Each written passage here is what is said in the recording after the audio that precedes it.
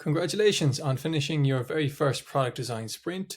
Very well done on getting this far. Hopefully by following these videos and all the resources that thoughtbot have compiled about product design sprints, you've been able to go from identifying a problem to gaining a deeper understanding of that problem, to then creating lots of potential solutions before honing in on one, prototyping that solution, and then testing it with real users. Hopefully now you will also be in a position where you know exactly what you need to do next, what iteration you need to design next to put in front of users before you decide to commit resources to build your product idea. If anything was unclear throughout this process, or you have any feedback for us, please let us know. You can email any of us at thoughtbot.com. We'd love to hear your feedback. We'd love to get your insights as to how we can improve this resource.